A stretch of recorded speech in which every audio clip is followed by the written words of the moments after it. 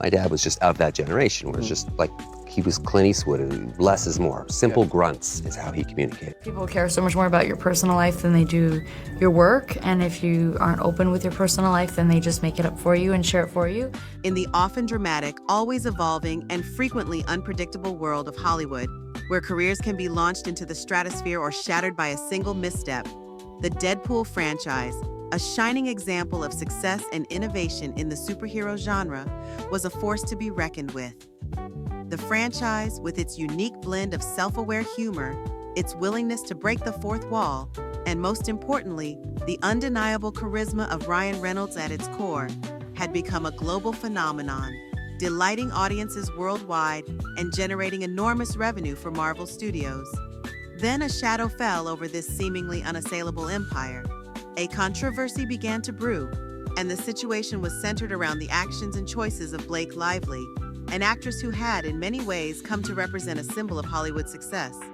These events would ultimately lead to a stunning, and for many fans, deeply upsetting outcome: Marvel Studios filing a lawsuit against Ryan Reynolds. The legal action was seen by many as an unprecedented move. What had transpired behind the scenes to prompt Marvel, a studio known for its careful brand management and its generally cooperative relationships with its leading actors, to take such drastic measures? And perhaps most importantly, what role did Blake Lively play in this complex and often opaque drama? Prepare to delve into a narrative that explores the delicate interplay of celebrity, public opinion, the often cutthroat realities of the entertainment industry, and the potentially devastating consequences of a high-profile dispute. And as always, before we continue, please subscribe to this channel and hit that like button.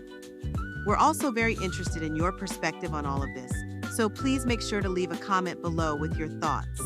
The initial hints of trouble, the first whispers that the seemingly perfect surface was beginning to crack, did not emerge from the meticulously controlled environment of a Marvel film set, a place known for its detailed planning, its tightly managed narratives, and its strong emphasis on protecting its intellectual property.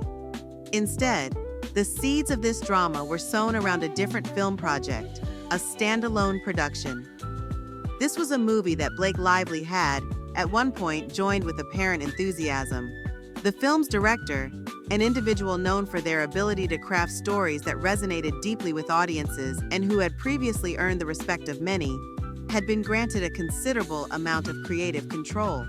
The director was not only serving as a co-writer, but also as a producer, and even took on a prominent acting role in the film, giving them a very strong presence and a significant voice. This multifaceted involvement meant the director had influence over nearly every facet of the production. She said, just read it, because I was looking for movies that could be commercial and speak to the human experience. And were you reading romance novels? And I had never read a romance novel. Never? And she said, just trust me, read it. So I read it, and by the end of the book, I couldn't even read the text on the page because I was crying so much. My wife was in bed next to me, and she's got snot coming out of my nose. Early on, the initial public impressions were largely positive. Early on, things seemed to be going smoothly. Nothing seemed to be out of the ordinary. However, as time passed, and as the film's production moved forward, subtle hints of tension began to emerge. The initial positive perception quickly started to shift. Sources, who were said to have been close to the production, began to indicate that Lively and the director of the film had different perspectives, and that they held different views of the direction that the project was taking. There were also rumors that Lively felt increasingly overshadowed by Baldoni, especially in the promotional sphere. These rumors started to gain traction, and many people started talking about the situation. The text messages, which were said to have been from Blake Lively, were a major moment in the drama, and it started to turn, with the surfacing of what became described as thorough and detailed text messages. The messages provided a new piece of information. They also appeared to point to the director, alleging that they had engaged in certain behaviors and that they had taken certain actions that would ultimately damage Lively's reputation. It's believing that people and humanity are inherently good, and they crave nutritious food in their soul, just as they do in their bodies. Some of the messages, for example, included strong implications that the director had been working to manipulate various media outlets with the goal of portraying Lively in a negative light. These claims were serious. The idea that the director had tried to manipulate the press was a big deal. Then the parallels to the Amber Heard case became apparent. The case had its own very serious problems. The Heard case had led to a decline in public support. The similarities between the two situations were striking, and it gave people cause for concern. The idea that people think that they know you, I think because of how intrusive media is these days, people care so much more about your personal life than they do your work, and if you aren't open with your personal life, then they just make it up for you and share it for you. In Hollywood, the power of the media is essential. As the drama continued, the focus shifted to Ryan Reynolds. The implications for the Deadpool franchise were also a topic. The public's attention was on him. Marvel, known for its control over its brand, expressed their growing concern about the issue. This led to the question of whether Reynolds' power had gone too far. Did Lively use Reynolds' connections?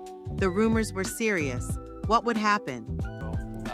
That ended up actually getting picked up and doing very well, and I was one of 2 people maybe, and then I get a call from my managers and my agent. They were both on the line, which means it's something serious. Right. Either you got the job or there's something wrong. Yeah. And they said, so you were the choice, but the network said that your eyebrows would be too distracting. What? Oh, no. And then they went like, so what can we do about your eyebrows? Then the situation took a decisive turn. This was the studio's decision. The official announcement was made. The studio would have to move forward. Reynolds was going to be out of the films. This would have an immediate impact. The action would change things going forward. And before we go, let's remember that the world is watching. This has been a cautionary tale. I'm interested in your perspective, so please drop a comment.